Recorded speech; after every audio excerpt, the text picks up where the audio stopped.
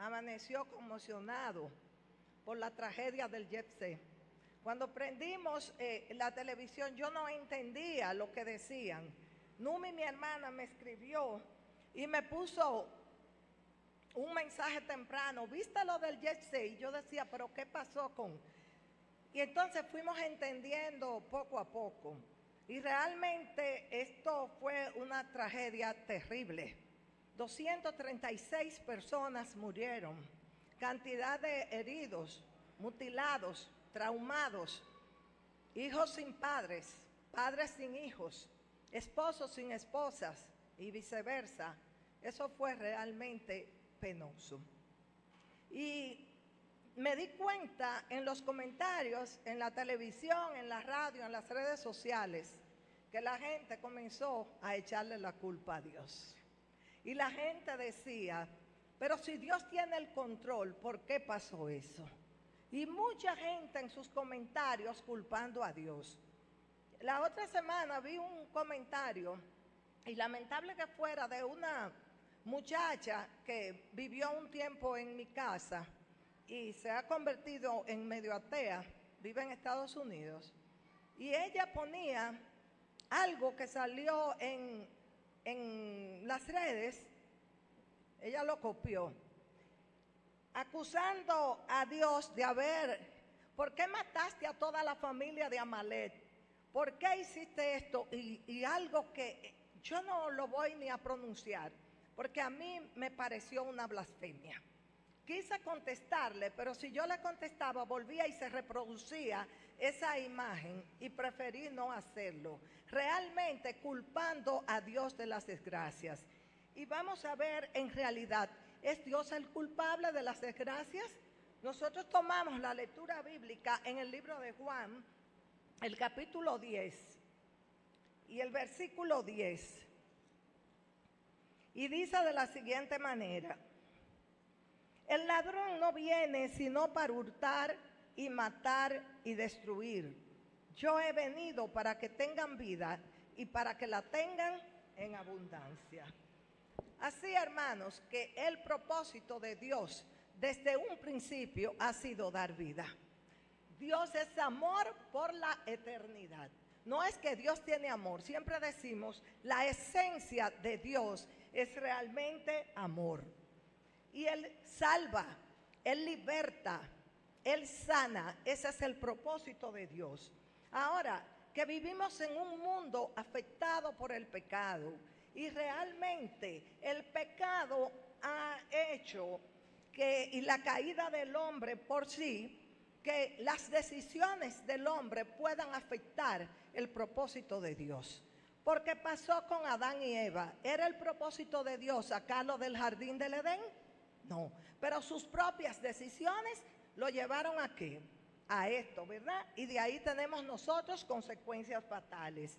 Y es que el apóstol Pablo declara en el libro de Romanos que nosotros ni siquiera sabemos pedir, porque no pedimos cosas que nos convienen, pedimos cosas que nos parecen buenas y nos engolosinamos con las cosas de este mundo y queremos que Dios cumpla y oiga nuestras peticiones, nuestros deseos.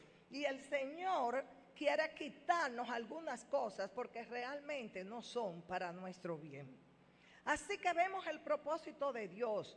Lo dice muy claro San Juan 10:10. El propósito de Dios es hacer ¿qué cosa? Ofrecer vida, amar, ¿verdad? Salvar.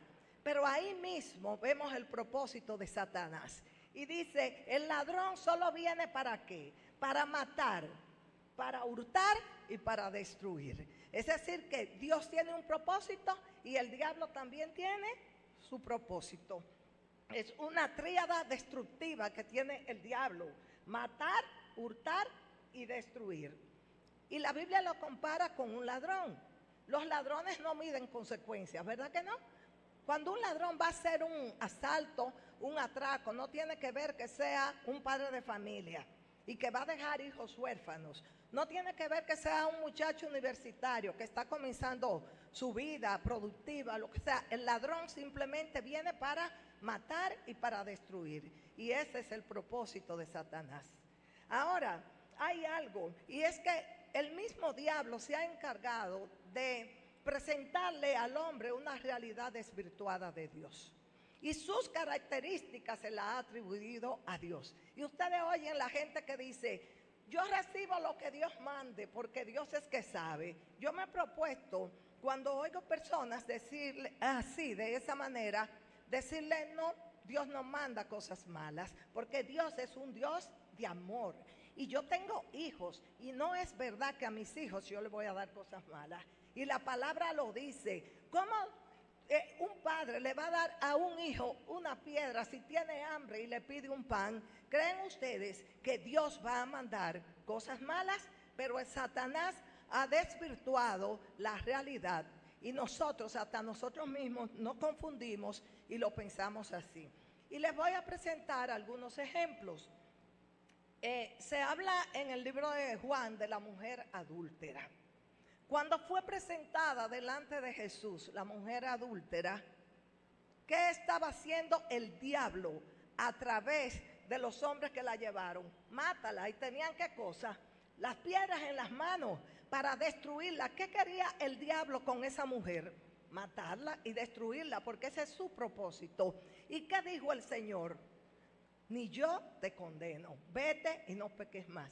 O sea que cuando el diablo estaba incitando a muerte, a que mataran a esa mujer, Dios le estaba ofreciendo ¿qué cosa? Vida y vida eterna. ¿Ven ustedes la realidad desvirtuada que el diablo quiere presentar de Dios?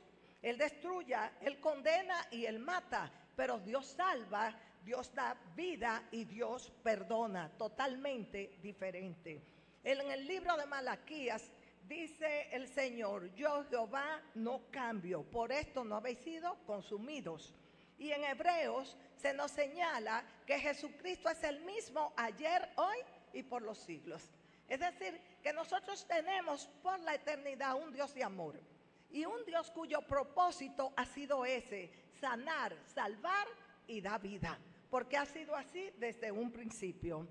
Pero no podemos negar la realidad de que vivimos en un mundo de pecado, en un mundo de dolor, y que así como la lluvia cae sobre justos e injustos, también el dolor puede tocar la puerta de los hijos de Dios. Esa es una realidad que nosotros no podemos negar. Pero, ¿qué autoridad tiene Satanás en el reino de Dios? No tiene ninguna. El Señor dijo, ahí viene pero no tiene sobre mí ninguna autoridad. Es decir, que cuando tú estás de parte del reino de Dios, pueden venirte problemas, pueden venirte situaciones conflictivas, pero tú estás protegido porque estás en el reino de Dios. Ahora, al contrario, ¿qué autoridad tiene Satanás aquí? La tiene toda, porque el Señor dijo, este es el príncipe de este mundo, ¿verdad? Y él incluso le ofreció a Jesús en la tentación todos los reinos del mundo. Pero yo quiero decirte, hermano, que Satanás tiene una autoridad delegada, no por naturaleza, porque la autoridad se la dio Dios a Adán y a Eva. Y Satanás se la quitó, pero Dios sigue siendo el dueño del mundo. Y cuando tú estás en el reino de Dios, tú estás protegida bajo las alas del Altísimo. En Génesis el Señor dijo, hagamos al hombre a nuestra imagen, pero añadió, y señoree. Por eso Adán era el que tenía el poder, ¿verdad que sí? Y el diablo lo quitó. Por eso vemos vestigios de mal en este mundo, pero nosotros también vemos vestigios de bien, porque Dios sigue siendo Dios. Lo más importante es que cada vez que ustedes encuentran en la Biblia ciertas situaciones que se dieron entre Dios y Jesús, nos damos cuenta que el diablo tuvo que pedirle permiso a Jesús. No pudo hacerlo por su propia cuenta. Y una historia que lo deja muy claro es la historia de Job. El diablo no tocó a Job sin permiso de Dios. Tuvo que pedirle permiso a Dios. ¿Por qué pasó esto sobre un siervo fiel y justo como Job? No lo entendemos, no tenemos todas las respuestas. Nosotros sí podemos decir, bajo esa circunstancia, que Dios una tragedia la puede convertir en una bendición. Y eso pasó en la vida de Job. Cuando el diablo le tocó y perdió todo, pero cuando Dios lo restauró, él duplicó todo lo que tenía. O sea que la maldición se convirtió ¿en qué? En una bendición. Igual comencé hablándole de la tragedia del Jefté, y yo le diría que el diablo, podríamos decir, se la lució, pero yo sigo diciendo que se la lució Dios, porque cuánta gente se arrepintieron en ese momento. Hermano, yo vi un reporte de un señor que le dejaba un mensaje a su mamá, y parece que su mamá había sido, era o es cristiana, y había estado orando mucho por él, y él le decía: yo sé que voy a morir bajo estos escombros, pero estate tranquila, porque yo acepté a Jesús como mi salvador personal. Y lo que el diablo quiso usar como maldición, para muchas personas se convirtió en bendición, porque después usted ha visto gente diciendo, eso fue una oportunidad de vida que Dios me dio, una oportunidad de salvación, y vi mucha gente decir: mi vida no va a seguir siendo igual. O sea que el Señor sabe qué hacer, y yo no me canso de poner un ejemplo, porque Job es un ejemplo bíblico. Un ejemplo tangente es la hija de nosotros, Arlene. El diablo la tocó con una enfermedad y creía que iba a morir, y esa enfermedad se transformó en una bendición. Y yo alabo el nombre de Dios, porque yo les he dicho, y me oirán muchas veces decirlo y repetir, cómo esa enfermedad el Señor la transformó en algo poderoso para su honra y su gloria. Tanto así que en el edificio donde ella vive, vuelvo y le digo, ya hay 7 personas bautizadas para honra y gloria de Dios. Y yo le pedí perdón al Señor antes de ayer, cuando ella me contó: mami, la vecina que tú me dijiste que se mudó al lado mío está visitando la iglesia, se acaba de mudar. Y ya la influencia llegó, hermano. Está yendo a unas conferencias que terminan hoy, y ella hizo su decisión por el Señor. Acababa de mudar. Yo la juzgué, por eso le pedí perdón al Señor, porque la naturaleza humana de Mechi y de ustedes, yo cuando ella se estaba mudando, la vi con estos pantaloncitos y esta forma y estos tatuajes, y le dije a mi hija: ay, se te mudó una buena vecinita. Ay, sí, hermanos, le pedí perdón al Señor. Sin embargo, esa buena vecinita se paró antes de ayer en el llamado que hicieron para bautizarse. Entonces, lo que el diablo quiso destruir, el Señor lo levantó. O sea que el Señor tiene autoridad. Tenemos otro caso, hermanos. Nosotros, por ejemplo, tenemos el caso de los endemoniados gadarenos. Los discípulos corren, pero Jesús se queda ahí parado, porque Jesús no tenía miedo, tenía autoridad. Ellos vienen violentos, como su padre el diablo, ¿verdad que sí? Hijos de él, vienen de esa manera. Y ustedes dirían: pero ¿por qué tuvieron que pagar esos pobres cerdos, que son animales irracionales? Recuerden ustedes que esos cerdos pertenecían a unos hacendados que no querían saber de Jesús. Por lo tanto, la autoridad del diablo estaba sobre esos hacendados, y estaban también sobre las propiedades de esos hacendados, hermano. Y la autoridad del diablo regía sobre ellos, porque cuando tú no le das autoridad a Dios en tu vida, entonces la toma Él y toma ese lugar. Tenemos la experiencia de Pedro. El Señor le dice: me vas a negar.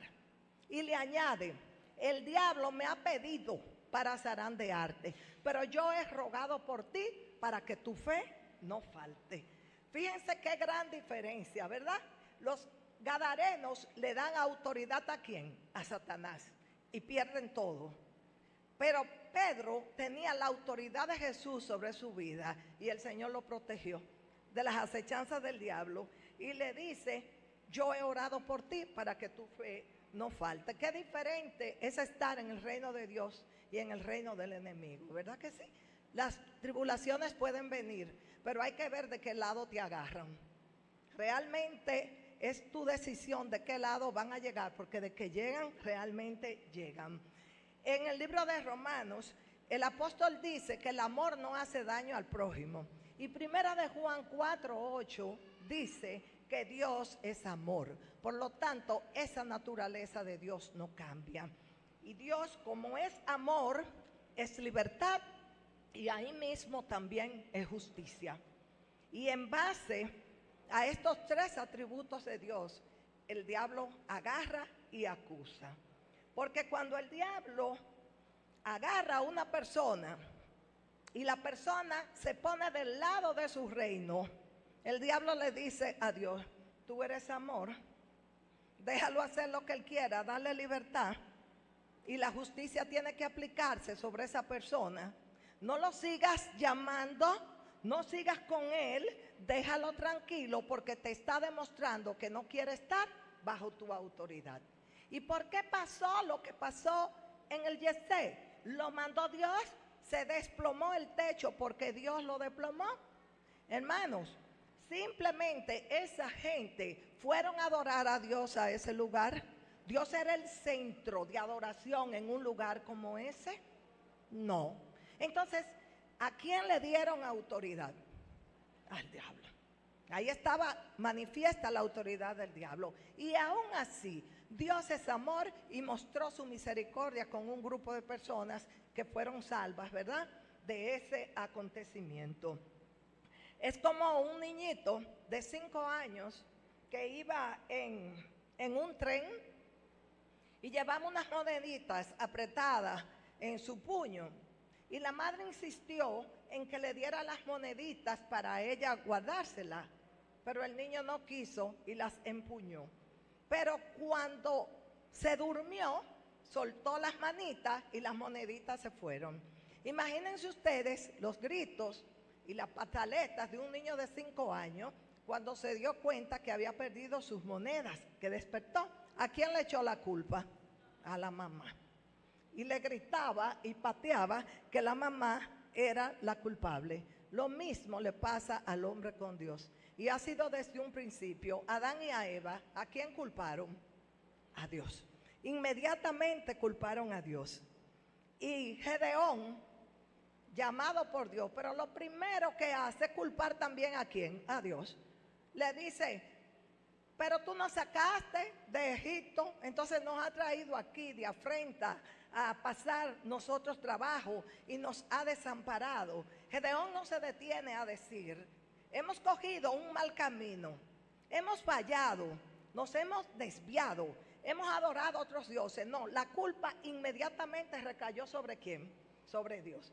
Es muy bonito, ¿verdad?, cuando los hermanitos chiquitos hacen algo y le echan la culpa al más chiquito que no sabe hablar. Eso fue él, ¿verdad? Y eso hace el diablo. Hace su trabajo por debajo y le echa la culpa ¿a quién? A Dios, realmente.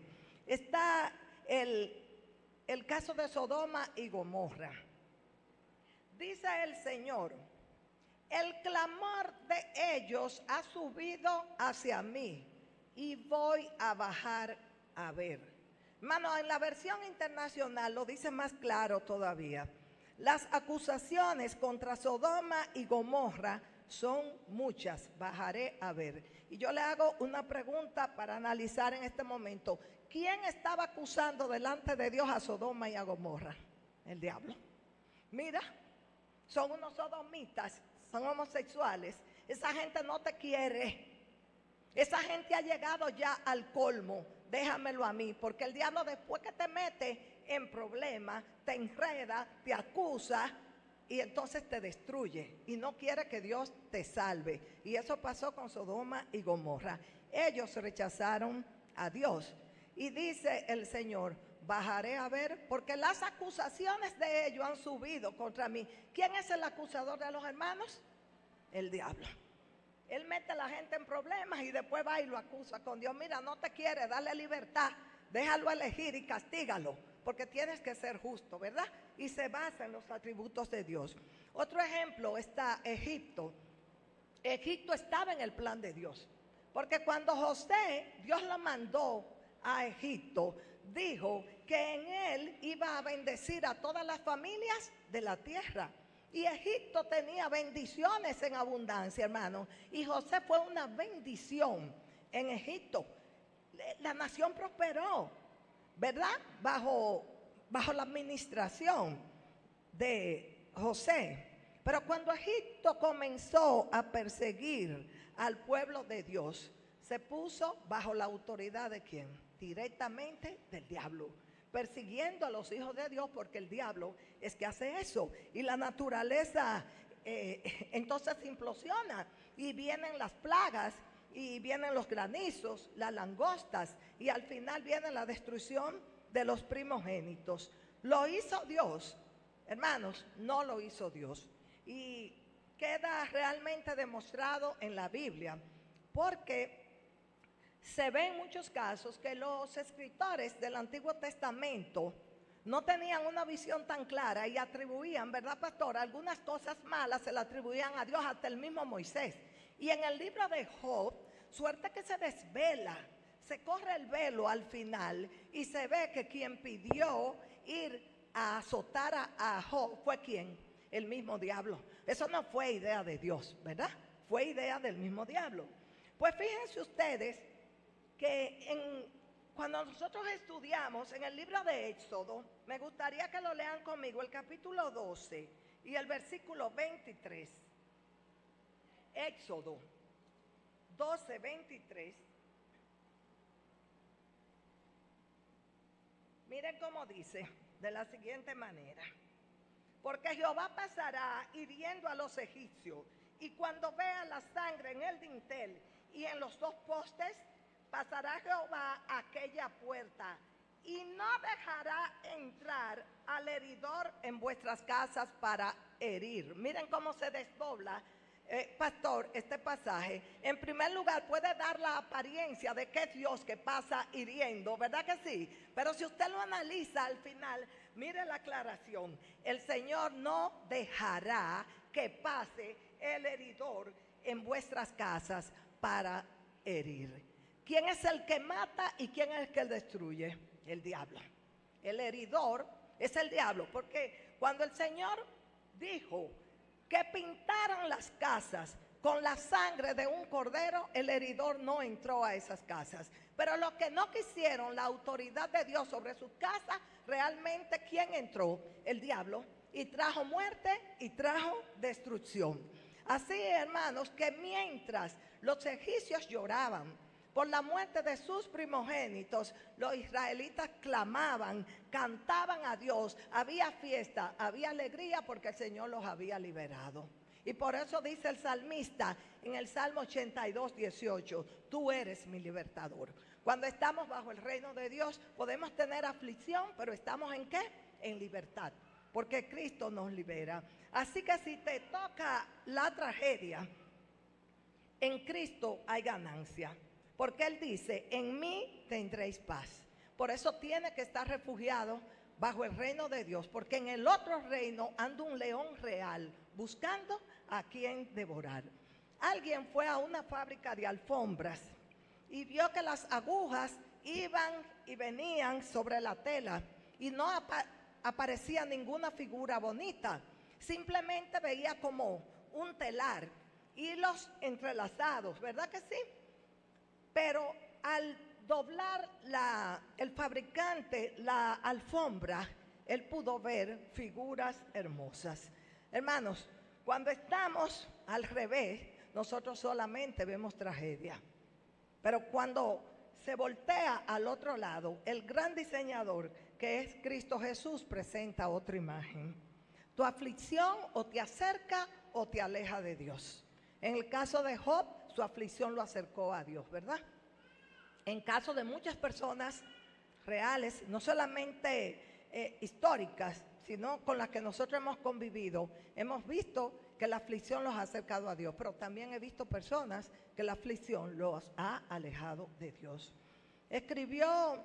Hay algo escrito aquí sobre John Roberts. Fue presidente de la Corte Suprema de los Estados Unidos, y cuando su hijo se iba a graduar de secundaria, le pidieron a él que tuviera el discurso de graduación.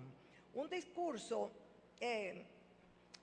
fuera de lo común, porque no era lo que se acostumbra a decir en un discurso, pero había un mensaje al final que ustedes lo van a entender. Él dijo lo siguiente: por lo general, los oradores en las graduaciones les declaran buena suerte, les desean buenos deseos a las personas que se están graduando. Yo no haré lo mismo y les voy a explicar por qué. Espero que en los años venideros, de vez en cuando, sean tratados injustamente para que conozcan el valor de la justicia. Espero que sufran traición, porque eso les enseñará el poder de la lealtad. Lamento decirles, pero espero, se sientan solos de vez en cuando para no dar por sentado a los amigos. Y cuando pierdan, como pasará de vez en cuando, espero que alguna vez su oponente se burle de su fracaso. Es una forma de comprender el espíritu de la competencia. Espero que los ignoren para que sepan lo importante que es escuchar a los demás. Y espero que tengan suficiente dolor para comprender lo que es la compasión. Ya sea que yo les desee o no, estas cosas como quiera les van a suceder en alguna ocasión. Y si se benefician o no de ella, dependerá de su capacidad para ver el mensaje en sus desgracias. Ese fue el mensaje que él dio. Y yo les digo, a los que aman a Dios, todas las cosas le ayudan a bien. Nos van a pasar tragedias, nos pasan situaciones indeseadas. No quisiéramos ver algunas cosas, ¿verdad?, a nuestro alrededor. Pero, hermanos, todas las cosas nos ayudan a bien, pero solo a los que le dan autoridad a Dios para reinar en sus vidas. Así que nosotros podemos con esto entender que cuando hay cosas que nos sucedan en la vida, cosas malas, el Señor nos manda. Dios es un Dios de amor, Dios es un Dios de misericordia, que da permiso al diablo. Puede dar permiso, pero esa experiencia va a servir para fortalecer tu vida. No hay dudas de que un ciego no puede ver un bello atardecer. Un ciego tampoco puede ver unas flores bellas con colores radiantes, ¿verdad? Un ciego no puede ver magníficas obras de arte de Leonardo da Vinci, por ejemplo. De igual manera, un sordo no puede captar los sonidos bellos de un arpa, de un violín o de algún otro instrumento, como tampoco puede apreciar la música inspiradora del Aleluya de Händel. Así, en forma similar, nuestros sentidos le falta perspectiva espiritual para entender que Dios nos ama tanto que aún en las experiencias más fuertes de la vida, cuando se combinan todos los elementos en las vías para obstaculizarnos el acceso, ¿verdad que sí? Aún así, Dios seguirá siendo nuestro amparo y fortaleza, a pesar de todo, hermanos. Así que yo entiendo que el Señor seguirá siendo mi pronto auxilio en las tribulaciones. Y que aunque caiga el cielo y la tierra, si estamos de parte del reino de Dios y su justicia, nosotros vamos a estar protegidos. Yo te invito en esta mañana a que pintes los dinteles de tu corazón con la sangre de Cristo. Y cuando el ángel destructor pase, tu casa y tu familia será librada, porque tú estás en los brazos del Señor. Que el Señor te bendiga.